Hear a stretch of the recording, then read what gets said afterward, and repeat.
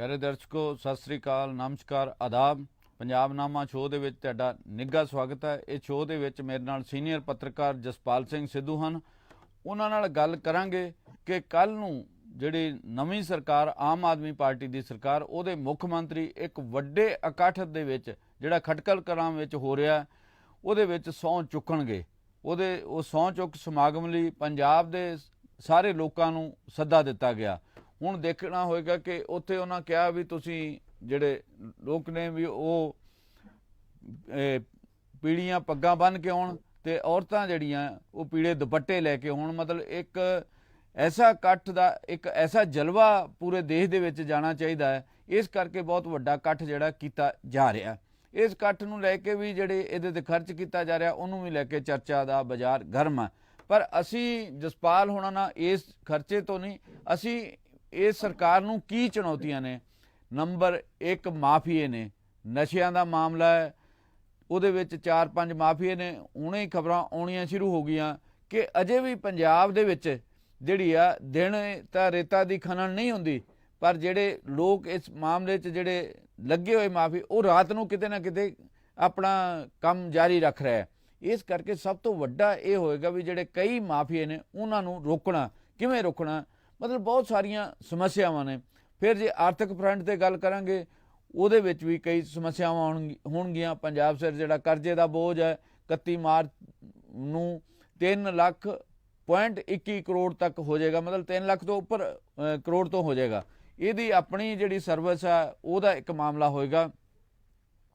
ਸਾਧਨ ਵਧਾਉਣਾ, ਇਸ ਦੇ ਨਾਲ ਹੀ ਚੰਡੀਗੜ੍ਹ ਦੇ ਵਿੱਚ ਕਾਂਗਰਸ ਦੇ ਜਿਹੜੇ ਆ ਮਾਲਵੇ ਦੇ ਜਿਹੜੇ ਉਮੀਦਵਾਰ ਸੀ ਉਹਨਾਂ ਨਾਲ ਪਾਰਟੀ ਦੇ ਆਗੂ ਮੀਟਿੰਗਾਂ ਕਰ ਰਹੇ ਨੇ। ਇੱਕ ਸੈਸ਼ਨ ਕੀਤਾ, 2 ਸੈਸ਼ਨਾਂ 'ਚ ਉਹਨਾਂ ਤੋਂ ਇਹ ਰਾਏ ਲਈ ਗਈ ਵੀ ਹਾਰੇ ਕਿਉਂ। ਇਸ ਗੱਲ ਦਾ ਮੰਥਨ ਹੋ ਰਿਹਾ। ਕੀ ਇਸ ਮੰਥਨ ਤੋਂ ਕਾਂਗਰਸ ਪਾਰਟੀ ਕੋਈ ਚੰਗਾ ਨਤੀਜਾ ਕੱਢ ਲੇਗੀ? ਕਿਉਂਕਿ ਕੁਝ ਆਗੂਆਂ ਦਾ ਕਹਿਣਾ ਕਿ ਸਾਨੂੰ ਫੌਰੀ ਕਦਮ ਚੁੱਕਣੇ ਚਾਹੀਦੇ। ਜੇ ਪ੍ਰਧਾਨ ਮੌਜੂਦਾ ਨੇ ਰਹਿਣਾ ਉਹ ਰਹਿਣ, ਜਾਂ ਕੋਈ ਨਾ ਕੋਈ ਕੀਤਾ ਜਾਵੇ। ਇਸ ਤੋਂ 6 ਮਹੀਨਿਆਂ ਦੇ ਵਿਦਨ ਜਾਂ 7 ਮਹੀਨਿਆਂ ਦੇ ਵਿੱਚ ਜਿਹੜੀ ਸੰਗਰੂਰ ਲੋਕ ਸਭਾ ਹਲਕੇ ਦੀ ਚੋਣ ਆ ਜਾਣੀ ਆ, ਅਤੇ ਜੇ ਅਸੀਂ ਸਰਗਰਮੀ ਨਾਲ ਕੰਮ ਕਰਾਂਗੇ ਤਾਂ ਲੋਕ ਸਾਡੇ ਨਾਲ ਜੁੜੇ ਰਹਿਣਗੇ। ਨਹੀਂ ਤਾਂ ਜਿਵੇਂ ਅੰਮ੍ਰਿਤਸਰ ਦੇ ਵਿੱਚ 13 ਕੌਂਸਲਰ ਭੱਜ ਗਏ, ਕੁਝ ਹੋਰ ਥਾਵਾਂ ਤੋਂ ਭੱਜਣ ਨੂੰ ਫਿਰਦੇ, ਆਪ ਦੇ ਵਿੱਚ ਸ਼ਾਮਲ ਹੋ ਰਿਹਾ। ਸੋ ਇਸ ਕਰਕੇ ਇਸ ਪਾਸੇ ਵੱਲ ਧਿਆਨ ਦੇਣ ਦੀ ਲੋੜ ਹੈ। ਅਤੇ ਇਸ ਦੇ ਨਾਲ ਹੀ ਕਾਂਗਰਸ ਨੇ ਆਪਣਾ LOP ਲੀਡਰ ਆਫ ਓਪੋਜੀਸ਼ਨ ਵੀ ਚੁਣਨਾ। ਕਈ ਸਾਰੇ ਮਾਮਲੇ ਨੇ ਅਤੇ ਦੇਖਦੇ ਹਾਂ ਅੱਜ ਦੇ ਮੰਥਨ ਤੋਂ ਬਾਅਦ ਕਾਂਗਰਸ ਕਿੰਨਾ ਅੱਗੇ ਵੱਧਦੀ ਹੈ। ਪਰ ਪਹਿਲੀ ਖਬਰ ਦਾ ਅਸੀਂ ਚਰਚਾ ਕਰਾਂਗੇ। ਜਸਪਾਲ ਜੀ, ਕੀ ਚੁਣੌਤੀਆਂ ਨੇ ਜਿਹੜੀ ਮਾਨ ਸਰਕਾਰ ਹੈ ਜਿਹਨੇ ਕੱਲ ਸਹੁੰ ਚੁੱਕਣੀ ਆ? ਦੇਖੋ, ਸਭ ਤੋਂ ਵੱਡੀ ਚੁਣੌਤੀ ਤਾਂ ਇਹ ਜਿਹੜਾ ਹੈ ਵੀ ਪੰਜਾਬ ਵਿੱਚ ਸਰ ਕਰਜ਼ਾ ਬਹੁਤ ਹੈ। ਮਾਫੀਏ ਹੈ ਜਿਹੜੇ 4-5 ਮਾਫੀਏ ਦਾ ਤੁਸੀਂ ਨਾਂ ਲਿਆ, ਉਹ ਸਾਰੇ ਕੰਟਰੋਲ ਕਰੀ ਬੈਠੇ ਆ। ਬਿਊਰੋਕ੍ਰੇਸੀ ਇੱਥੇ ਬੜੀ ਸਾਰੀ ਜੁੜੀ ਹੋਈ ਹੈ ਤੇ ਮਾਫੀਆ, ਬਿਊਰੋਕ੍ਰੇਸੀ, ਪੁਲਿਸ ਤੇ ਪੋਲੀਟੀਸ਼ੀਅਨ, ਇਹ ਜਿਹੜਾ ਮੇਲ ਰਿਹਾ ਇਹਨੂੰ ਤੋੜਿਆ ਕਿਵੇਂ ਜਾਵੇ, ਇਹ ਸਭ ਤੋਂ ਵੱਡੀ ਹੈ। ਤੇ ਦੂਜਾ, ਖਜ਼ਾਨਾ ਕਿਵੇਂ ਭਰਿਆ ਜਾਵੇ। ਖਜ਼ਾਨੇ ਵਿੱਚ ਕਮ ਸੇ ਕਮ ਜਿਵੇਂ ਹੁਣ ਤਨਖਾਹਾਂ ਦੇਣ ਲਈ ਪੈਸੇ ਨਹੀਂ, ਜਾਂ ਇਹ ਕਹਿ ਦਿਓ ਵੀ ਜਿਹੜੀ ਇੰਟਰਸਟ ਸਰਵਿਸਿੰਗ ਆ, ਵੀ ਜੇ ਇੰਟਰਸਟ ਵਾਪਸ ਕਰਨ ਲਈ ਵੀ ਤੁਸੀਂ ਕਰਜ਼ਾ ਲੈਣਾ ਪਵੇ ਤੁਹਾਨੂੰ, ਇਹ ਇੱਕ ਵੱਡੀ ਗੱਲ ਹੈ। ਤੇ ਜਿਵੇਂ ਕਿਹਾ ਤੁਸੀਂ ਵੀ 3,21,000 ਕਰੋੜ ਰੁਪਇਆ ਇਹ ਕਰਜ਼ਾ ਹੋ ਗਿਆ। ਤੇ ਇਹਦੇ ਵਿੱਚ ਹੋਰ ਵੀ ਪ੍ਰੋਬਲਮ ਆ ਜਾਏਗੀ ਕਿ 12-14 ਕਰੋੜ ਜਿਹੜਾ GST ਦਾ ਕੰਪਨਸੇਸ਼ਨ ਦੀ ਕਿਸ਼ਤ ਆ ਰਹੀ ਸੀ ਉਹ ਵੀ ਬੰਦ ਹੋਣ ਵਾਲੀ ਹੈ ਸੈਂਟਰ ਵੱਲੋਂ। ਤੇ ਇਸ ਕਰਕੇ ਸਾਰਾ ਕੁਝ ਜਿਹੜਾ ਹੈ ਇਹ ਬੜੀ ਸਮੱਸਿਆ ਦਾ ਕਾਰਨ ਬਣੂਗਾ ਸਾਰਾ। ਇੱਕ ਇਹਨਾਂ ਨੇ ਵਾਅਦੇ ਵੀ ਜਿਹੜੇ ਕੀਤੇ ਆ, ਜਿਵੇਂ ਔਰਤਾਂ ਨੂੰ ਪੈਸੇ ਦੇਣੇ ਆ, ਉਹਨਾਂ ਨੂੰ ਹਰ ਔਰਤ ਲਈ ਪੈਸੇ ਆ। 1,000 ਹੀ ਸ਼ਾਇਦ ਕੀਤਾ, ਮੈਨੂੰ ਬੜਾ ਯਾਦ, 1,000 ਹਰ ਮਹੀਨੇ। ਤੇ ਫਿਰ ਉਹਨਾਂ ਨੇ ਬੇਰੁਜ਼ਗਾਰੀ ਦੂਰ ਕਰਨ ਦੀ ਗੱਲਬਾਤ ਹੈ। ਬੇਰੁਜ਼ਗਾਰੀ ਤਾਂ ਐਡਾ ਵੱਡਾ ਮਸਲਾ ਹੈ, ਇੰਟਰਨੈਸ਼ਨਲ ਮਸਲਾ ਹੈ। ਕੋਈ ਵੀ ਸਰਕਾਰਾਂ ਸਵਾਏ ਜਿਹੜੀਆਂ ਚੰਦ ਜਿਹੜੇ ਬਹੁਤ ਕੰਟਰੀ ਡਿਵੈਲਪ ਕੰਟਰੀ ਆ ਜਾਂ ਅਮੀਰ ਕੰਟਰੀ ਆ ਉਹਨਾਂ ਨੂੰ ਛੱਡ ਕੇ, ਬੇਰੁਜ਼ਗਾਰੀ ਤਾਂ ਕਿਤੇ ਸਾਲਵ ਨਹੀਂ ਹੁੰਦੀ।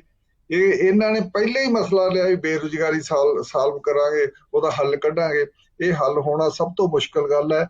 ਦਿੱਲੀ ਵਿੱਚ ਨਹੀਂ ਹੱਲ ਹੋ ਸਕੇ। ਜਿਹੜੇ ਅਡਹੌਕ ਟੀਚਰ ਹੈ ਤੋਂ ਕਾਫੀ ਦੇਰ ਦੇ ਦਿੱਲੀ ਵਿੱਚ ਰੌਲਾ ਪਾ ਰਹੇ ਆ, ਤੇ ਜਿਹੜੀਆਂ ਆਂਗਣਵਾੜੀ ਵਾਲੀਆਂ ਔਰਤਾਂ ਉਹ ਦਿੱਲੀ ਅਸੈਂਬਲੀ ਦੇ ਅੱਗੇ ਧਰਨਾ ਮਾਰੀ ਬੈਠੀਆਂ 1.5-2 ਮਹੀਨੇ ਤੋਂ।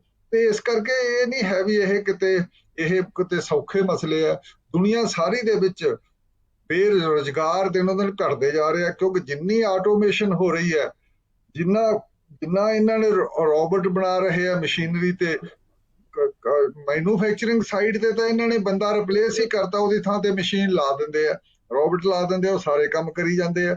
ਇਸ ਕਰਕੇ ਜਸਪਾਲ ਜੀ, ਰੁਜ਼ਗਾਰ ਦਾ ਮਸਲਾ ਤੁਸੀਂ ਇੱਕ ਦੇਖੋ, ਜਿਹੜਾ ਕਰੋਨਾ ਕਾਲ ਸੀਗਾ, ਕਰੋਨਾ ਕਾਲ ਦਾ 1 2 3 ਲਹਿਰਾਂ ਸੀ, ਉਹਦੇ ਵਿੱਚ ਕੱਲਾ ਜਿਹੜਾ ਟੂਰ ਐਂਡ ਟਰੈਵਲ ਦੇ ਏਰੀਆ ਸੀਗਾ, ਉਹਦੇ ਵਿੱਚ ਲਗਭਗ 2.25 ਕਰੋੜ ਲੋਕ ਬੇਰੁਜ਼ਗਾਰ ਹੋਏ। ਜੇ ਟੋਟਲ ਲਾ ਲਿਆ ਜਾਵੇ ਤਾਂ 10-12 ਕਰੋੜ ਬਣਦੀ ਗਿਣਤੀ। ਮਤਲਬ ਉਹਨਾਂ ਨੂੰ ਵੀ ਰੁਜ਼ਗਾਰ ਦੇਣ ਦਾ ਮਾਮਲਾ ਤਾਂ ਦੇਸ਼ ਪੱਧਰ ਤੇ ਹੋਏਗਾ, ਪਰ ਪੰਜਾਬ ਦੇ ਵਿੱਚ ਵੀ ਤਾਂ ਕੁਝ ਲੋਕ ਬੇਰੁਜ਼ਗਾਰ ਹੋਏ ਆ ਜਿਨ੍ਹਾਂ ਨੂੰ ਰੁਜ਼ਗਾਰ ਦੇਣ ਦਾ ਮਾਮਲਾ ਹੋਏਗਾ।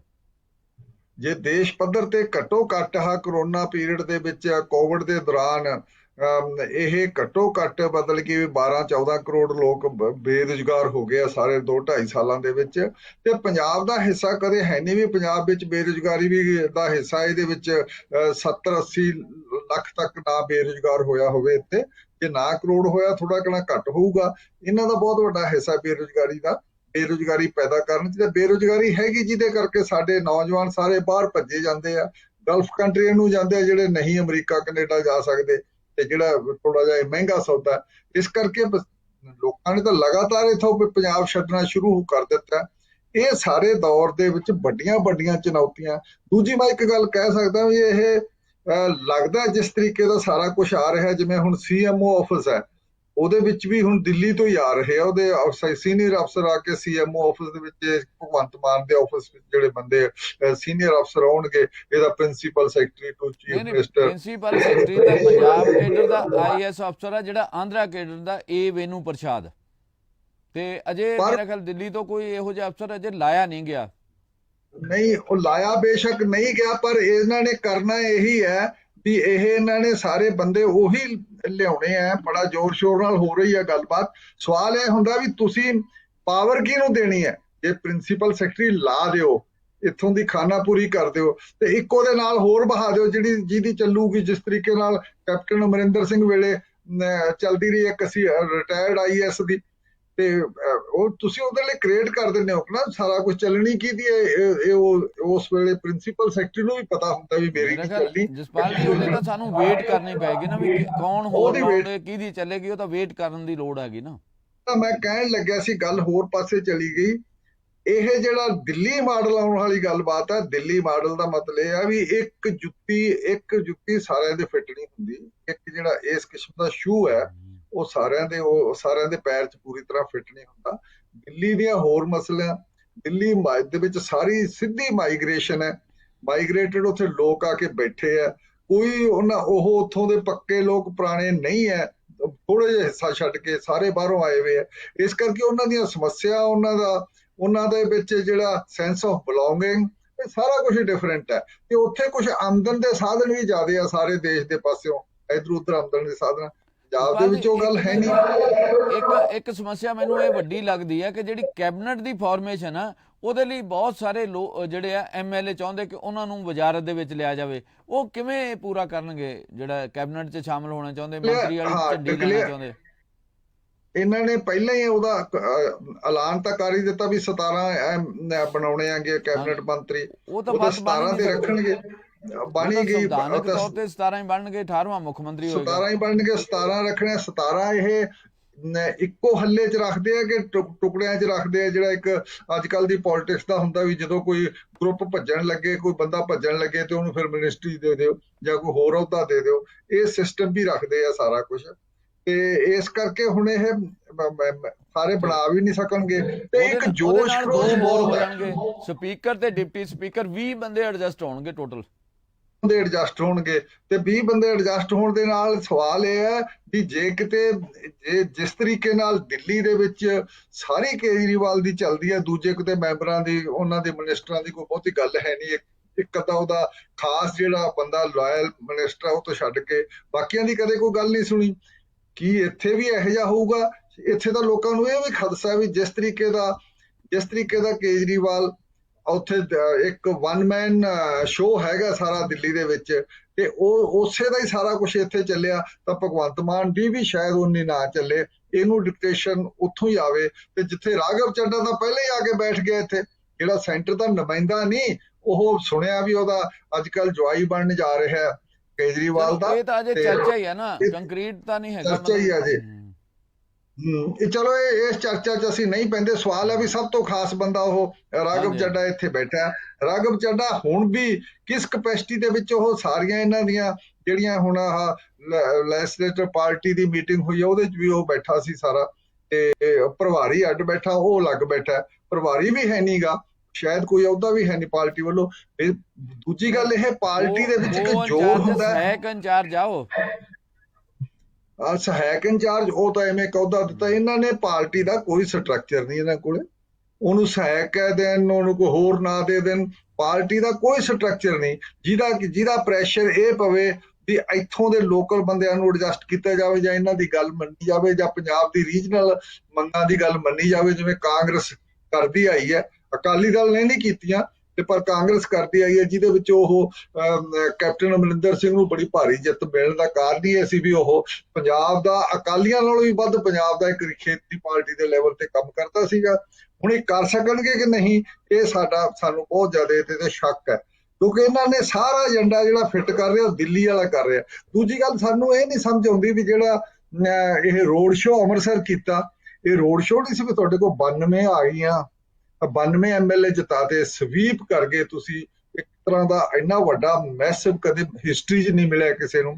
ਫਿਰ ਆਮ ਆਦਮੀ ਪਾਰਟੀ ਨੂੰ ਰੋਡ ਸ਼ੋਅ ਕਰਨ ਦੀ ਕਿਹੜੀ ਲੋੜ ਪੈ ਗਈ ਹੈ। ਦੂਜੀ ਗੱਲ ਇਹ ਵੀ ਜਿਹੜਾ ਤੁਸੀਂ ਹੁਣ ਆਹ ਕਰ ਰਹੇ ਹੋ ਐਡਾ ਵੱਡਾ 50 ਏਕੜ ਕਣਕ ਉੱਥੇ ਕੱਟੀ ਹੈ ਜਿਹੜੀ, ਤੇ ਜਾਂ ਹੁਣ ਕਹਿੰਦੇ 150 ਏਕੜ ਤੱਕ ਪਹੁੰਚ ਗਿਆ, ਤੇ ਇਹ ਤੁਸੀਂ ਸਾਰਾ ਜਿਹੜਾ ਕਰ ਰਹੇ ਹੋ ਪੈਸਿਆਂ ਦੀ ਗੱਲ ਨਹੀਂ ਹੈ। ਸਵਾਲ ਹੈ ਵੀ ਜਿਹੜਾ VIP ਕਲਚਰ ਤੋਂ ਵੀ ਵੱਡਾ ਕਲਚਰ ਕਰ ਰਹੇ ਹੋ ਤੁਸੀਂ, ਜਾਂ ਇਹ ਕਹਿ ਸਕਦੇ ਵੀ ਜਿਹੜੇ ਕੇਜਰੀਵਾਲ ਨੇ, ਰਾਘਵ ਚੱਡਾ ਨੇ ਵਾਰ-ਵਾਰ ਇਹ ਗੱਲ ਨੂੰ ਕਿਹਾ ਕਿ ਇਹ ਕਾਂਗਰਸ ਦਾ ਬਦਲ ਬਣਨਾ ਚਾਹੁੰਦੇ ਆ, ਕਾਂਗਰਸ ਦਾ ਆਲਟਰਨੇਟਿਵ ਉਹਦਾ ਬਦਲ ਪੰਜਾਬ 'ਚ ਬਣਨਾ ਚਾਹੁੰਦੇ ਆ, ਤੇ ਨੈਸ਼ਨਲ ਲੈਵਲ ਤੇ ਵੀ ਸਾਰੇ ਦੇਸ਼ ਦੇ ਲੈਵਲ ਤੇ ਬਣਨਾ ਚਾਹੁੰਦੇ ਆ। ਤੇ ਇਹਨਾਂ ਨੇ ਜਿਹੜੇ ਆ ਦੋਨੋਂ ਇਕੱਠ ਕੀਤੇ ਜਾ ਰਹੇ ਆ, ਇਹ ਪੰਜਾਬ ਦੇ ਲਈ ਨਹੀਂ ਕੀਤੇ ਜਾ ਰਹੇ। ਪੰਜਾਬ ਵਿੱਚ ਤਾਂ ਇਹਨਾਂ ਦੀ ਸਾਰਿਆਂ ਜਿਸ ਕਿਸਮ ਦੀ ਪਹੁੰਚ ਹੈ ਉਹਦੇ ਤਾਂ ਲੋਕਾਂ ਨੇ ਸਵੀਕਾਰ ਕੀਤਾ।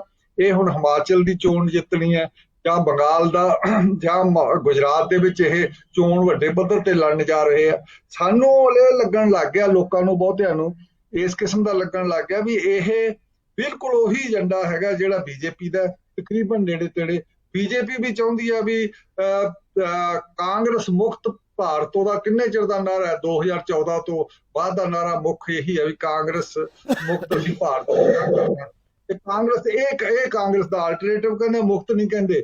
ਗੱਲ ਲੈਂਗੁਏਜ ਉਹੀ ਹੈ, ਸ਼ਬਦ ਉਹੀ ਹੈ, ਐਕਸ਼ਨ ਉਹੀ ਹੈ, ਉਹੀ ਉਸੇ ਕਿਸਮ ਦਾ ਇਹ ਜਿਹੜਾ ਕਾਰਵਾਈ ਹੈ ਕੀਤੀ ਜਾ ਰਹੀ ਹੈ। ਸਿਆਸੀ ਲੈਵਲ ਤੇ ਸਟ੍ਰੈਟਜੀ ਉਹੀ ਹੈ, ਤੇ ਇਸੇ ਕਰਕੇ ਇਹ ਵੀ ਲੋਕਾਂ ਨੂੰ ਸ਼ੱਕ ਪੈਂਦਾ ਵੀ ਇੰਨੀ ਵੱਡੀ ਜਿਹੜੇ ਇਹਦੇ ਤੋਂ ਇਲਾਵਾ ਮੁੱਦੇ ਨੇ, ਜਿਹੜਾ ਨਸ਼ੇ ਦਾ ਮੁੱਦਾ, ਅੱਜ ਵੀ ਪੰਜਾਬ ਦੇ ਵਿੱਚ ਓਵਰਡੋਜ਼ ਨਾਲ ਮੌਤਾਂ ਹੋ ਰਹੀਆਂ, ਉਹ ਬਹੁਤ ਵੱਡਾ ਮਸਲਾ ਹੋਏਗਾ ਵੀ ਨਸ਼ੇ ਕਿਵੇਂ ਦੇ ਕਾਬੂ ਪਾਇਆ ਜਾਵੇ, ਫਿਰ ਰੇਤ ਮਾਫੀਆ ਤੇ ਕਿਵੇਂ ਕਾਬੂ ਪਾਇਆ ਜਾਵੇ, ਫਿਰ ਸ਼ਰਾਬ ਦੀ ਨਵੀਂ ਐਕਸਾਈਜ਼ ਪਾਲਿਸੀ ਜਿਹੜੀ ਆ ਇਸੇ ਮਹੀਨੇ 'ਚ ਆਉਣੀ ਆ। ਮਤਲਬ ਸਰਕਾਰ ਕੋਲ ਇੱਕ ਤੋਂ ਬਾਅਦ ਇੱਕ ਚੁਣੌਤੀ ਹੈ। ਇਹ ਜਿਹੜਾ ਨਸ਼ੇ ਦਾ, ਰੇਤ ਦਾ ਤੇ ਨਵੀਂ ਜਿਹੜੀ ਐਕਸਾਈਜ਼ ਪਾਲਿਸੀ ਹੈ, ਉਹਦੇ ਬਾਰੇ ਤੁਸੀਂ ਕੀ ਕਹਿਣਾ ਚਾਹੁੰਦੇ? ਤਿੰਨ ਜਿਹੜੇ ਇਮੀਡੀਏਟ ਮਾਮਲੇ, ਤਿੰਨੇ ਚੀਜ਼ਾਂ ਵੇਖੋ। ਜੇ ਹਜੇ ਤੱਕ ਲੋਕਾਂ ਨੂੰ ਸਾਡੇ ਜਿਨ੍ਹਾਂ ਨੇ ਜਿਤਾਏ ਆ ਇਹ, ਉਹਨਾਂ ਦਾ ਮੁੱਦਾ ਬਹੁਤਾ ਸੀ ਬਾਦਲਾਂ ਦੇ ਵਿਰੁੱਧ, ਸਾਡੇ ਸਾਰਾ ਵੋਟਰ ਦਾ ਇਹੀ ਬਹੁਤਾ ਸਾਰੇ ਕੰਸਰਨ ਸੀ ਉਹ ਬਾਦਲ ਲਾ ਦੇਣੇ ਆ, ਜਾਂ ਕੈਪਟਨ ਅਮਰਿੰਦਰ ਦੀਆਂ ਕਾਰਵਾਈਆਂ ਕਰਕੇ ਕਾਂਗਰਸ ਦੇ ਵਿਰੁੱਧ ਹੋਇਆ, ਜਾਂ ਇਹਨਾਂ ਦੀ ਚੰਨੀ ਦਾ ਜਿਹੜਾ ਉਹ ਆਲੇ ਦੁਆਲੇ ਵਾਲੇ ਉਹਦਾ ਰਿਸ਼ਤੇਦਾਰ ਕੋਲੋਂ ਸਾਰਾ ਕੁਝ ਫੜਿਆ ਗਿਆ ਜਾਂ ਨਿਕਲਿਆ, ਜਾਂ ਉਹਦਾ ਵੀ ਮਾਈਨਿੰਗ ਦੇ ਵਿੱਚ, ਖਨਨ ਦੇ ਵਿੱਚ ਉਹਦਾ ਹਿੱਸੇ ਵੀ ਆ ਗਏ। ਤਾਂ ਇੱਥੋਂ ਕਰਪਸ਼ਨ ਨਾਲ ਹਟਾਉਣ ਦੀ ਗੱਲ ਹੋਈ।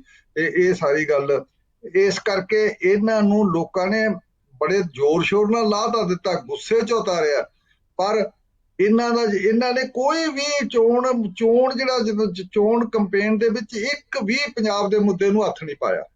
ਇਹ ਵੀ ਨਹੀਂ ਕਿਹਾ ਖਜ਼ਾਨਾ ਅਸੀਂ ਪੂਰਾ ਕਰ ਦਿਆਂਗੇ, ਅਸੀਂ ਸਮਾਰਟ ਫਾਈਨਾਂਸਿੰਗ ਕਰਾਂਗੇ। ਇਹ ਸਮਾਰਟ ਸ਼ਬਦ ਕਰਕੇ ਰਾਘਵ ਚੱਡਾ ਤੇ ਹੋਰ ਸਾਰੇ ਇਸ ਗੱਲ ਨੂੰ ਇੱਥੇ ਹੀ ਐਂਡ ਅਪ ਖਤਮ ਕਰ ਦਿੰਦੇ ਆ।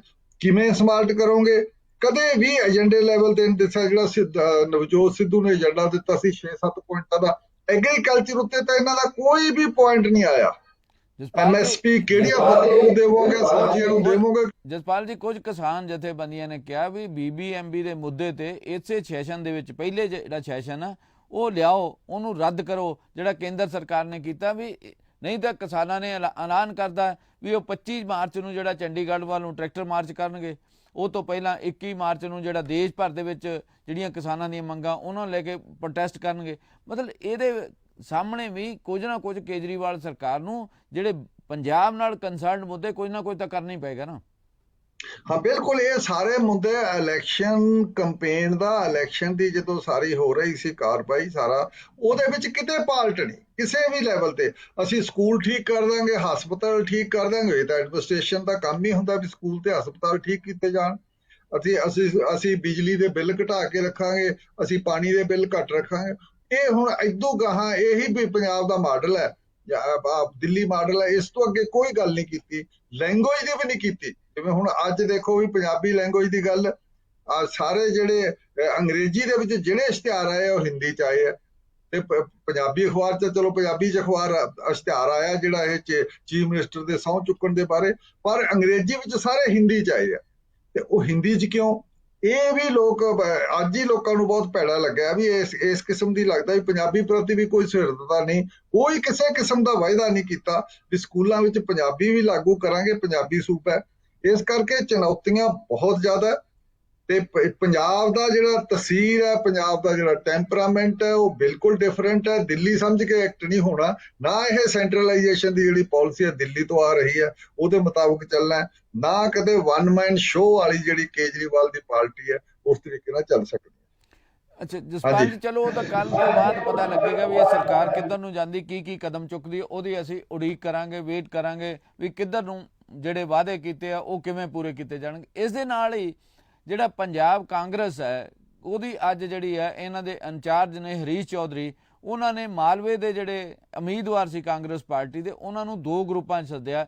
ਇੱਕ ਪਹਿਲਾਂ 'ਚ 3 ਵਜੇ ਤੱਕ ਮੀਟਿੰਗ ਕੀਤੀ, ਦੂਜੀ ਨਾਲ 4 ਵਜੇ ਤੱਕ ਮੀਟਿੰਗ ਕੀਤੀ ਹੈ।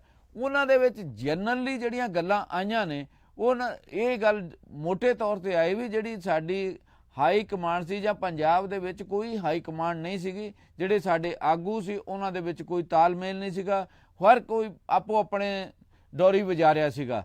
ਸੋ ਇਹਦੇ ਤੋਂ ਤੁਹਾਨੂੰ ਲੱਗਦਾ ਵੀ ਇਹ ਜਿਹੜੀ ਮੰਥਨ ਮੀਟਿੰਗ ਆ ਇਹ ਦਿੱਲੀ ਤੋਂ ਠੀਕ ਹੋਏਗੀ ਕਿ ਜਾਂ ਪੰਜਾਬ ਦੇ ਜਿਹੜੇ ਇੱਥੇ ਆਗੂ ਨੇ, ਜਿਹੜੇ MLA ਜਿਹੜੇ ਚੋਣ ਲੜੇ ਨੇ ਉਹਨਾਂ ਦੇ ਸਹਾਵਾਂ ਨਾਲ ਹੱਲ ਹੋ ਜਾਏਗਾ, ਜਾਂ ਇਹਨਾਂ ਨੇ ਵਿਰੋਧੀ ਧਿਰ ਦਾ ਆਗੂ ਬਣਾਉਣਾ ਹੈ, ਉਹਦੇ ਨਾਲ 5 ਜਿਹੜੇ ਰਾਜ ਸਭਾ ਦੇ ਮੈਂਬਰ ਵੀ ਚੁਣੇ ਜਾਣੇ, ਉਹਦੇ ਉੱਪਰ ਕਾਂਗਰਸ ਕੋਈ ਨੀਤੀ ਬਣਾਉਣ 'ਚ ਕਾਮਯਾਬ ਹੋ ਜਾਏਗੀ? ਦੇਖੋ ਸਾਰੀ ਗੱਲ ਜਿਹੜੇ ਇਸ ਕਿਸਮ ਦਾ ਮੰਥਨ ਹੋ ਰਿਹਾ, ਰਿਵਿਊ ਮੀਟਿੰਗਾਂ ਹੋ ਰਹੀਆਂ, ਇਹ ਤਾਂ ਬਹੁਤ ਜ਼ਰੂਰੀ ਹੈ। ਬੇਸ਼ੱਕ ਫੈਸਲਾ ਦਿੱਲੀ ਨੇ ਵੀ ਲੈਣਾ ਹੋਵੇ, ਪਰ ਉਹਦਾ ਜਿਹੜਾ ਫੀਡਬੈਕ ਹੈ, ਉਹਦੀ ਜਿਹੜੀ ਰਿਪੋਰਟ ਹੈ ਉਹ ਤਾਂ ਪੰਜਾਬ ਤੋਂ ਜਾਏਗੀ ਕਿ ਨਾ। ਇਸ ਕਰਕੇ ਇਸ ਕਿਸਮ ਦੀ ਜਿਹੜੀ ਐਕਸਰਸਾਈਜ਼ ਹੋ ਰਹੀ ਹੈ, ਇਹ ਮੰਥਨ ਹੋ ਰਿਹਾ, ਮੀਟਿੰਗਾਂ ਹੋ ਰਹੀਆਂ, ਬਈ ਜ਼ਰੂਰੀ ਹੈ ਸਾਰਾ। ਕਾਂਗਰਸ ਤਾਂ ਜਿੱਤ ਕੇ ਹਾਰੀ ਹੈ, ਕਾਂਗਰਸ ਦਾ ਤਾਂ ਕੋਈ ਇਹ ਹੈ ਨਹੀਂ ਸੀ। ਉਹਨਾਂ ਦੀਆਂ ਬੜੀਆਂ 6 ਮਹੀਨੇ ਵਿੱਚ ਜਿਹੜਾ ਨਵਜੋਤ ਸਿੱਧੂ ਸੀ ਉਸ ਨੂੰ ਉਹਦਾ ਜਿਹੜਾ ਏਜੰਡਾ ਲੈ ਕੇ ਆਇਆ, ਜਿਹਨੂੰ ਰਾਹੁਲ ਗਾਂਧੀ ਨੇ ਵੀ ਐਂਡੋਰਸ ਕੀਤਾ, ਉਹਦੇ ਹੱਕ 'ਚ ਬੋਲਿਆ, ਉਸ ਨੂੰ ਇਹਨਾਂ ਨੇ ਲਾਗੂ ਨਹੀਂ ਹੋਣ ਦਿੱਤਾ, ਏਜੰਡੇ ਦੀ ਗੱਲ ਨਹੀਂ ਹੋਣ ਦਿੱਤੀ। ਕਿਉਂਕਿ ਕਾਂਗਰਸ ਵਿੱਚ ਵੀ ਉਸੇ ਕਿਸਮ ਦਾ ਕਲਚਰ ਹੈ ਜਿਹੜਾ ਅਕਾਲੀ ਦਲ ਜਿਹਨੂੰ ਭੁਗਤ ਰਿਹਾ, ਜਿਹਦਾ ਸਾਰਾ ਜਿਹੜਾ ਉਸੇ ਦਾ ਹੀ ਉਸ ਨੂੰ ਸਬਕ ਮਿਲਿਆ, ਜਿਹੜਾ ਕਿ ਉਹ ਮਾਫੀਆ ਤੇ ਅਰਾ ਵਗੈਰਾ ਸਾਰਾ ਕੁਝ ਸ਼ੁਰੂ ਕੀਤਾ ਸੀਗਾ। ਤੇ ਉਹ ਇਸ ਕਰਕੇ ਸਾਰੀ ਗੱਲ ਜਿਹੜੀ ਇਹ ਸੀ, ਅਕਾਲੀ ਕਾਂਗਰਸ ਨੂੰ ਕਾਂਗਰਸ ਵਾਲਿਆਂ ਨੇ ਖੁਦ ਹਰਾਇਆ, ਉਹ ਬਾਹਰੋਂ ਆ ਕੇ ਨਹੀਂ ਕਿਸੇ ਨੇ ਹਰਾਇਆ। ਆਪਸ ਵਿੱਚ ਦੀ ਲੜਾਈ ਹੋਈ, ਉਹਨਾਂ ਦੀ ਇਨਫਾਈਟਿੰਗ ਹੋਈ, ਇੱਕ ਦੂਜੇ ਦੇ ਵਿਰੋਧ ਚੱਲੇ। ਇੱਕ ਗੱਲ ਕੋਈ ਕਰਦਾ ਸੀ, ਚੀਫ ਮਿਨਿਸਟਰ ਗੱਲ ਕਰਦਾ ਸੀ, ਦੂਜੇ ਦਿਨ ਦੂਜਾ ਕੱਟ ਦਿੰਦਾ ਸੀ, ਜਾਂ ਕਦੇ ਸਿੱਧੂ ਗੱਲ ਕਰਦਾ ਸੀ ਬੱਚੇ, ਇਹ ਸਾਰੇ ਇੱਕ ਦੂਜੇ ਦੀ ਗੱਲ ਕੱਟਦੇ ਰਹੇ। ਇਹਨਾਂ ਦੀ ਜਿਹੜੀ ਸਾਰਾ ਪਾਰਟੀ ਲੈਵਲ ਦਾ ਜਿਹੜਾ ਡਿਸਿਪਲਿਨ ਨਾ ਕਹੋ, ਲੋਕਾਂ ਨੂੰ ਇਹ ਲੱਗਾ ਵੀ ਇਹ ਤਾਂ ਲੜੀ ਜਾ ਰਹੇ ਆ। ਤੇ ਬਾਕੀ ਜਿਹੜਾ ਚੰਨੀ ਦਾ ਜਿਹੜਾ ਉਹਦਾ ਭਾਣਜਾ ਦਾ ਸਾਰਾ ਰੋਲ ਨਿਕਲਿਆ, ਉਹਨੇ ਵੀ ਇਸ ਨੂੰ ਕਾਫੀ ਜ਼ਿਆਦਾ ਪਾਰਟੀ ਨੂੰ ਹਰਾਉਣ ਦੇ ਵਿੱਚ, ਦਲਿਤ ਹੋਣ ਕਰਕੇ ਜਿਹੜਾ ਥੋੜਾ ਫਾਇਦਾ ਮਿਲਣਾ ਸੀ, ਪਰ ਉਹਦੇ ਭਾਣਜੇ ਦਾ ਜਿਹੜਾ ਕਰਪਸ਼ਨ ਦਾ ਕੇਸ ਨਿਕਲਣ ਕਰਕੇ ਜਿਹੜਾ ED ਦੇ ਛਾਪੇ ਵੱਜੇ ਆ, ਉਹਦੇ ਵਿੱਚ ਉਹ ਸਾਰਾ ਨੁਕਸਾਨ ਆਪਦਾ ਸਾਰਾ ਲੂਜ਼ ਕਰ ਗਏ ਸਾਰੀ ਗੱਲ। ਹਾਂਜੀ, ਪਰ ਨਾਲ ਤਾਂ ਇਹ ਵੀ ਕਿਹਾ ਜਾਂਦਾ ਨਾ ਵੀ ਜਿਹੜੀ 4.5 ਪੌਣੇ 5 ਸਾਲ ਕੈਪਟਨ ਸਾਹਿਬ ਨੇ ਸਰਕਾਰ ਚਲਾਈ, ਉਹਨਾਂ ਨੇ ਜਿਸ ਤਰੀਕੇ ਨਾਲ ਸਾਰਾ ਕੁਝ ਅਫਸਰਸ਼ਾਹੀ ਨੂੰ ਸੌਂਪ ਦਿੱਤਾ, ਉਹ ਇੱਕ ਵੱਡਾ ਕਾਰਨ ਮੰਨਿਆ ਜਾ ਰਿਹਾ ਹੈਗਾ ਹੀ ਆ ਵੀ ਜੇ ਫਰਜ਼ ਕੀਤਾ ਵੀ ਕੋਈ ਸੁਰੇਸ਼ ਕੁਮਾਰ ਹੀ ਚਲਾ ਰਿਹਾ, ਕੋਈ ਰਿਟਾਇਰ ਇੱਕ ਬੰਦਾ ਵਿਸ਼ਵਾਸ ਚ ਉਹੀ ਚਲਾ ਰਿਹਾ, ਉਹ ਰਿਟਾਇਰ ਵੀ ਹੋ ਗਿਆ, ਉਹਨੂੰ ਸਾਰਾ ਟੇਢੇ ਬੇਂਗੇ ਤਰੀਕੇ ਨਾਲ ਫਿਰ ਲਿਆ ਕੇ ਪਾਵਰ ਦੇ ਦਿੱਤੀ ਜਾਂਦੀ ਆ। ਇਹ ਸਾਰਾ ਕੁਝ ਤਰੀਕਾ ਵੇਖੋ, ਜਿੰਨਾ ਕੈਪਟਨ ਅਮਰਿੰਦਰ ਸਿੰਘ ਦਾ ਪੀਰੀਅਡ ਆ 4.5 ਸਾਲ ਦਾ, ਉਹ ਕੋਈ ਡੈਮੋਕ੍ਰੇਸੀ ਵਾਲਾ ਜਾਂ ਇੱਕ ਚੀਫ ਮਿਨਿਸਟਰ ਵਾਲਾ ਪੀਰੀਅਡ ਨਹੀਂ ਹੈ। ਉਹ ਤਾਂ ਇੱਕ ਥਾਂ ਬੈਠਾ ਚਲਾ ਰਿਹਾ ਸੀ, ਵਿੱਚ ਚਲੋ 2 ਸਾਲ ਇਹ ਵੀ ਆ ਗਿਆ ਵੀ ਕੋਵਿਡ ਦਾ ਪੀਰੀਅਡ ਵੀ ਆ ਗਿਆ, ਉਹਨੇ ਥੋੜਾ ਜਿਹਾ ਹੋਰ ਨੁਕਸਾਨ ਕਰਤਾ ਸਾਰਾ, ਇਹ ਜ਼ਿਆਦਾ ਵੀ ਹੋ ਗਿਆ ਨੁਕਸਾਨ। ਤੇ ਪਰ ਇਹ ਉਸ ਨੇ ਖੁਦ ਰਾਹੁਲ ਵਰਗੇ ਕਹਿ ਰਹੇ ਵੀ ਉਹ ਤਾਂ ਸਾਰੀਆਂ ਪਾਲਿਸੀਆਂ ਬੀਜੇਪੀ ਦੀਆਂ ਚਲਾ ਰਿਹਾ ਸੀ, ਉਹਦੀ ਕੀ ਮਜਬੂਰੀ ਸੀ, ਕਿਵੇਂ ਸੀ, ਸਭ ਦੇ ਸਾਹਮਣੇ ਅੱਜ ਕੱਲ। ਇਸ ਕਰਕੇ ਵੀ ਉਸ ਨੇ ਤਾਂ ਅਕਾਲੀ ਦਲ ਨਾਲ ਵੀ ਜੋੜ ਮੇਲ ਰੱਖਿਆ, ਤੇ ਅਕਾਲੀ ਦਲ ਦਾ ਮਤਲਬ ਵੀ ਭਾਜਪਾ ਨਾਲ ਵੀ ਉਹਨੇ ਸਾਰਾ ਤਾਲਮੇਲ ਰੱਖਿਆ, ਉਹਦੇ ਨਾਲ ਜੁੜਿਆ ਰਿਹਾ। ਕਾਂਗਰਸ ਨੂੰ ਕਾਂਗਰਸ ਵਾਲਿਆਂ ਨੇ ਖੁਦ ਹੀ ਡਿਟ ਕੀਤਾ। ਹਾਂਜੀ, ਇਹਦੇ ਨਾਲ ਇੱਕ ਸ਼੍ਰੋਮਣੀ ਅਕਾਲੀ ਦਲ ਦੀ ਕੋਰ ਕਮੇਟੀ ਦੀ ਮੀਟਿੰਗ ਹੋਈ ਆ, ਉਹਨਾਂ ਫੇਰ ਕਿਹਾ ਵੀ ਪਾਰਟੀ ਦੇ ਵਿੱਚ ਇਸ ਗੱਲ ਤੇ ਸਹਿਮਤੀ ਹੈ ਵੀ ਸੁਖਬੀਰ ਬਾਦਲ ਹੀ ਪਾਰਟੀ ਨੂੰ ਲੀਡ ਕਰਨਗੇ। ਤੇ ਜਿਹੜਾ ਇਹਦੇ ਨਾਲ ਜਿਹੜਾ ਅਕਾਲੀ ਦਲ ਦਾ ਸੰਕਟ ਹੈ ਉਹ ਕਿਵੇਂ ਹੱਲ ਹੋ ਜਾਏਗਾ? ਸੁਖਬੀਰ ਬਾਦਲ ਇਸ ਗੱਲ ਦੇ ਸਮਰੱਥ ਹੋ ਜਾਣਗੇ? ਉਹ ਸਾਰਿਆਂ ਦਾ ਸਹਿਯੋਗ ਲੈ ਕੇ ਜਿਹੜਾ ਅਕਾਲੀ ਦਲ ਦਾ ਪੁਰਾਣਾ ਏਜੰਡਾ ਹੁੰਦਾ ਸੀ ਸੰਘਵਾਦ ਦਾ, ਰੀਜਨਲ ਪਾਰਟੀ ਹੋਣ ਦਾ, ਉਹ ਕਿਤੇ ਪ੍ਰਾਪਤ ਕਰ ਲੈਣਗੇ? ਦੇਖੋ ਪਾਰਟੀ ਉਹ ਦਰਬਾਰ ਸਾਹਿਬ ਤੇ ਹਮਲੇ ਹੋਣ ਤੋਂ ਬਾਅਦ 84 ਤੋਂ ਬਾਅਦ, ਚਲੋ ਮੋਟੇ ਲੈਵਲ ਤੇ 90 ਤੋਂ ਬਾਅਦ ਕਰ ਲੋ, ਪਾਰਟੀ ਅਕਾਲੀ ਦਲ ਰਹਿ ਨਹੀਂ ਗਿਆ। ਅਕਾਲੀ ਦਲ ਇੱਕ ਸੂਬੇਦਾਰੀ ਲੈ ਕੇ ਆਇਆ ਦਿੱਲੀ ਤੋਂ, ਸੂਬੇਦਾਰੀ ਵਾਲੀ ਗੱਲਬਾਤ ਦੇ ਲੈਵਲ ਤੇ ਕੀਤਾ ਇਹਨੇ ਸਾਰਾ ਕੰਮ। ਜਿਹੜਾ ਨੈਸ਼ਨਲ ਏਜੰਡਾ, ਜਿਹੜੇ ਏਜੰਡੇ ਉੱਤੇ ਪੰਜਾਬ ਨੂੰ ਕੁੱਟਿਆ ਮਾਰਿਆ ਤੇ ਸਾਰਾ ਲਹੂ ਲਹਾਨ ਹੋਇਆ ਸਾਰਾ ਕੁਝ, ਉਹ ਏਜੰਡਾ ਦਾ ਬਾਦਲ ਲੈ ਕੇ ਆ ਗਿਆ। ਹੁਣ ਇਹ ਵਾਪਸ ਰੀਜਨਲ ਏਜੰਡੇ ਤੇ ਜਾਂ ਖੇਤਰੀਵਾਦ ਦੀ ਖੇਤਰੀ ਪਾਰਟੀ ਦੇ ਲੈਵਲ ਤੇ ਕਿਵੇਂ ਲੈ ਜਾਏਗਾ? ਇਸ ਦੇ ਕੋਲੇ ਕੋਈ ਕੈਪੈਸਿਟੀ ਨਹੀਂ ਹੈ। ਬਾਕੀ ਇਹਨਾਂ ਦੇ ਜਿਹੜੇ ਪਾਰਟੀ ਦੇ ਜਿਹੜੇ ਟ੍ਰੈਡੀਸ਼ਨਲ ਰਵਾਇਤੀ ਲੀਡਰ ਹੁੰਦੇ ਸੀ, ਉਹਨਾਂ ਨੂੰ ਕੱਢ ਕੇ ਇਹਨਾਂ ਨੇ ਜਿਹੜੇ ਬਿਜ਼ਨਸਮੈਨ ਸੀ, ਛੋਟੇ ਛੋਟੇ ਜਾਂ ਮਾਫੀਆ ਗਰੁੱਪ ਦੇ ਇੰਚਾਰਜ ਸੀ ਜਾਂ ਪੈਸੇ ਵਾਲੇ ਸੀ ਜਾਂ ਕੋਈ ਹੋਰ ਬਿਜ਼ਨਸ ਕਰਨ ਵਾਲੇ, ਸ਼ਰਾਬ ਦੇ ਠੇਕੇਦਾਰ, ਉਹਨਾਂ ਨੂੰ ਤਾਂ ਲੀਡਰ ਬਣਾ ਲਿਆ। ਤੇ ਇਸ ਕਰਕੇ ਪੰਜਾਬੀ ਪਾਰਟੀ 96 ਚ ਬਣਾ ਕੇ ਤਾਂ ਇਹਨਾਂ ਨੂੰ ਕੋਈ ਸਮੱਸਿਆ ਨਹੀਂ ਰਹੀ ਵੀ ਜਿੱਥੇ ਜਿੱਥੇ ਕੋਈ ਅਮੀਰ ਬੰਦਾ ਹੁੰਦਾ ਸੀ, ਪੈਸੇ ਦੇ ਸਕਦਾ ਜਾਂ ਪੈਸੇ ਵਾਲਾ, ਉਹਨੂੰ ਬਣਾ ਲਿਆ। ਇਸ ਕਰਕੇ ਹੁਣ ਇਹ ਪਾਰਟੀ ਹੈ ਜਿਹੜੀ ਲੰਬੇ ਸਮੇਂ ਤੋਂ ਬਿਜ਼ਨਸਮੈਨ ਦੀ ਪਾਰਟੀ ਹੈ। ਬਿਜ਼ਨਸ ਇਹਨਾਂ ਦਾ ਪਹਿਲੇ ਨੰਬਰ ਤੇ ਹੈ, ਪੋਲਿਟਿਕਸ ਬਾਅਦ ਚ ਹੈ। ਪੋਲਿਟਿਕਸ ਇਹ ਕਰਦੇ ਹੀ ਹੈ ਆਪਣੇ ਬਿਜ਼ਨਸ ਨੂੰ ਵਧਾਉਣ ਦੀ ਖਾਤਰ। ਇਸ ਕਰਕੇ ਇਹ ਪਾਰਟੀ ਠੀਕ ਨਹੀਂ ਹੋ ਸਕਦੀ ਤੇ ਇਹਨਾਂ ਕੋਲੇ ਕੋਈ ਆਪਸ਼ਨ ਵੀ ਨਹੀਂ ਹੈ ਵੀ ਇਹ ਸੁਖਬੀਰ ਬਾਦਲ ਨੂੰ ਲਾ ਦੇਣਗੇ, ਕਿਉਂਕਿ ਉਹਦੇ ਸਾਰੇ ਨੋਮਨੀ ਆ ਜਿਹੜੇ ਥੱਲੇ ਤੱਕ ਡਿਸਟ੍ਰਿਕਟ ਲੈਵਲ ਤੇ ਜਾਂ ਹੋਰ ਥੱਲੇ ਤੱਕ ਬਲਾਕ ਲੈਵਲ ਤੱਕ ਦੇ ਬੰਦੇ ਬੈਠੇ ਆ, ਜਾਂ ਜਿਹੜੇ ਸਰਪੰਚ ਪੰਚ ਵੀ ਹੈ ਉਹ ਉਹਨਾਂ ਦੇ ਹੱਥ ਵੀ ਬੜੇ ਇਸ ਕਿਸਮ ਦਾ ਕਰਪਸ਼ਨ ਨਾਲ ਲਿਬੜੇ ਹੋਏ ਆ।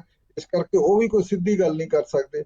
ਇਹੀ ਸਮੱਸਿਆ ਹੈ। ਇਸ ਕਰਕੇ ਪਾਰਟੀ ਦੇ ਵਿੱਚ ਕੋਈ ਵੀ ਤਬਦੀਲੀ ਆਉਣ ਦੀ ਸੰਭਾਵਨਾ ਘੱਟ ਹੀ ਲੱਗਦੀ ਹੈ। ਇਹਦਾ ਮਤਲਬ ਵੀ ਇਹ ਪਿਛਲੀ ਵਾਰੀ 15 ਤੇ ਆਏ, ਐਰਕੀ 3 ਤੇ ਆਏ, ਤੇ ਪਾਰਟੀ ਦਾ 3 ਤੋਂ ਅੱਗੇ ਜਾਣ ਦਾ ਕੋਈ ਸਕੋਪ ਨਹੀਂ ਹੋਏਗਾ। ਪਾਰਟੀ ਵਿੱਚ ਜਾਣ ਹੀ ਨਹੀਂ ਪੈਣੀ, ਕਿਉਂਕਿ ਸਾਰੇ ਬੰਦੇ ਬੈਠੇ। ਨਵਾਂ ਦੱਸੋ ਇਹਦੇ ਚ ਕੌਣ ਆਇਆ? ਅੱਜ ਜਿਹੜੀ ਨਵੀਂ ਪਾਰਟੀ ਆ ਰਹੀ ਹੈ ਤਾਂ ਨਵੇਂ ਲੈਵਲ ਤੇ, ਆਪਣੇ ਲੈਵਲ ਤੇ ਆਉਣਗੇ।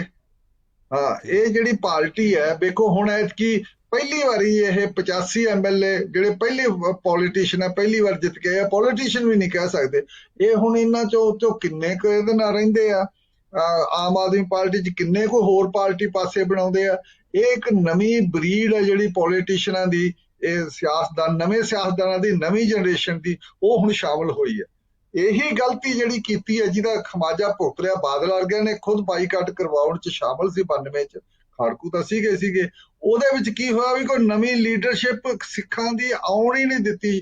ਖਾਲਿਸਤਾਨ ਦਾ ਨਾਰਾ ਲਾ ਕੇ ਤੇ 92 ਵਿੱਚ ਬਾਈਕਾਟ ਕਰਾ ਕੇ। ਦੋ ਇਸ਼ੂ ਨੇ, ਦੋ ਗੱਲਾਂ ਨੇ। ਜਿਹੜਾ ਸੀਗਾ ਸਿੱਖ ਲੀਡਰਸ਼ਿਪ ਨਵੀਂ, ਜਿਹੜੀ ਨਵੇਂ ਨੌਜਵਾਨ ਮੁੰਡੇ ਨਾਲ ਆਉਣੇ ਸੀਗੇ। ਹਮੇਸ਼ਾ ਹੁੰਦਾ ਵੀ ਲੀਡਰਸ਼ਿਪ ਵਿੱਚ ਨਵੇਂ ਐਲੀਮੈਂਟ ਤੁਹਾਡੇ ਆਉਂਦੇ ਰਹਿਣ, ਪੁਰਾਣੇ ਲੈਂਦੇ ਰਹਿਣ, ਫੇਰ ਹੀ ਠੀਕ ਹੁੰਦਾ। ਜਿਵੇਂ ਮਨੁੱਖੀ ਜ਼ਿੰਦਗੀ ਦਾ ਸਵਾਲ ਹੈ, ਇਹਨਾਂ ਨੇ ਤਾਂ ਹੋਣ ਹੀ ਨਹੀਂ ਦਿੱਤਾ। ਇਸ ਕਰਕੇ ਪੋਸੀਬਲ ਨਹੀਂ ਹੈ ਸਾਰਾ ਕੁਝ। ਇਸ ਕਰਕੇ ਇਹ ਸਿੱਖ ਜਿਵੇਂ ਹੁਣ ਕਿਹਾ ਪੰਥ ਦੇ ਵੱਲ ਫੇਰ ਮੁੜੋ। ਅਕਾਲ ਤਖਤ ਤੋਂ ਕਹਾਤਾ ਦਿੱਤਾ ਜਥੇਦਾਰ ਤੋਂ, ਕਿਵੇਂ ਮੁੜਨਗੇ? ਪੰਥਕ ਏਜੰਡਾ ਕਿਵੇਂ ਲਿਆਉਣਗੇ? ਤਾਂ ਪੰਥਕ ਏਜੰਡਾ ਤਾਂ ਤੁਸੀਂ 98 ਦੀ ਸਰਕਾਰ ਵੇਲੇ ਹੀ ਖਤਮ ਕਰਤਾ ਸੀ, ਜਦੋਂ ਜਦੋਂ ਵਾਅਦਾ ਕਰਕੇ ਕਿ ਜਿਨ੍ਹਾਂ ਨੇ ਇੱਥੇ ਪੁਲਿਸ ਅਫਸਰਾਂ ਨੇ ਧੱਕੇ ਕੀਤੇ ਆ, ਝੂਠੇ ਮੁਕਾਬਲੇ ਬਣਾਏ ਆ, ਉਹਨਾਂ ਉੱਤੇ ਇਨਕੁਆਇਰੀਆਂ ਭਾਵਾਂਗੇ, ਉਹਨਾਂ ਤੇ ਸਜ਼ਾ ਦੇਵਾਂਗੇ, ਮੁੜ ਕੇ ਛੱਡੋ ਜੀ ਇਹ ਸਾਰਾ, ਇਹਦੇ ਚ ਕੀ ਪਿਆ। ਬਾਦਲ ਸਾਹਿਬ ਕਹਿ ਗਏ ਸੀ, ਚੀਫ ਮਿਨਿਸਟਰ ਪੰਡ ਸਾਹਿਬ, ਤੇ ਮੁੜ ਕੇ ਫਿਰ ਇਹ ਪਾਰਟੀ ਬਿਲਕੁਲ ਵੱਖਰੀ ਹੋ ਗਈ। ਇਹ ਇੱਕ ਲੱਗਦਾ ਵੀ ਤੁਹਾਨੂੰ ਇਹ ਸਿੱਖਾਂ ਦੀ ਪਾਰਟੀ ਹੈ, ਇਹ ਬੇਸਿਕਲੀ ਬੀਜੇਪੀ ਦੀ 370 ਦੀ ਸਪੋਰਟ ਕੀਤੀ ਹੈ, ਬਿੱਲਾਂ ਦੀ ਸਪੋਰਟ ਕੀਤੀ ਹੈ, ਕਿਸਾਨ ਜਿਹੜੇ ਕਿਸਾਨ ਵਿਰੋਧੀ ਬਿੱਲ ਸੀ, ਜਿਹੜਾ ਕੰਮ ਨਹੀਂ ਕੀਤਾ। ਸਭ ਤੋਂ ਜ਼ਿਆਦਾ ਦੇਸ਼ ਦੀ ਯੂਨਿਟੀ ਇੰਟੈਗ੍ਰਿਟੀ ਦਾ ਅਕਾਲੀ ਦਲ ਦੇ ਲੀਡਰਾਂ ਨੂੰ ਫਿਕਰ ਹੈ। ਕੋਈ ਬਿਆਨ ਕੱਢ ਕੇ ਦੇਖ ਲਓ, ਇਹ ਸਾਰਾ ਬੀਜੇਪੀ ਦੇ ਭਾਜਪਾ ਦੇ ਬਿਆਨਾਂ ਤੋਂ ਅੱਗੇ ਬਿਆਨ ਬਣੇ ਇਹਨਾਂ ਦੇ ਸਖਤ। ਮਿਨੋਰਿਟੀ ਨਾਲ ਕਦੇ ਨਹੀਂ ਖੜੇ ਇਹ, ਕਿਸੇ ਵੀ ਕਿਸਮ ਦੀ ਦੇਸ਼ ਦੀ ਮਿਨੋਰਿਟੀ ਨਾਲ। ਇਸ ਕਰਕੇ ਇਹਨਾਂ ਦਾ ਏਜੰਡਾ ਹਿੰਦੂ ਰਾਸ਼ਟਰਵਾਦ ਦੇ ਨੇੜੇ ਤੇੜੇ ਦਾ। ਠੀਕ ਜਸਪਾਲ ਜੀ, ਇੱਥੇ ਸਾਡੇ ਸ਼ੋਅ ਦਾ ਜਿਹੜਾ ਸਮਾਂ ਸਮਾਪਤ ਹੁੰਦਾ। ਅਸੀਂ ਤੁਹਾਡੇ ਕੋਲੋਂ ਤੇ ਆਪਣੇ ਦਰਸ਼ਕਾਂ ਕੋਲੋਂ ਆਗਿਆ ਲੈਨੇ। ਇਸ ਮੁੱਦੇ ਦੇ ਉੱਪਰ ਫੇਰ ਵੀ ਕਿਸੇ ਵੇਲੇ ਹੋਰ ਮਿਲਾਂਗੇ। ਬਹੁਤ ਬਹੁਤ ਧੰਨਵਾਦ।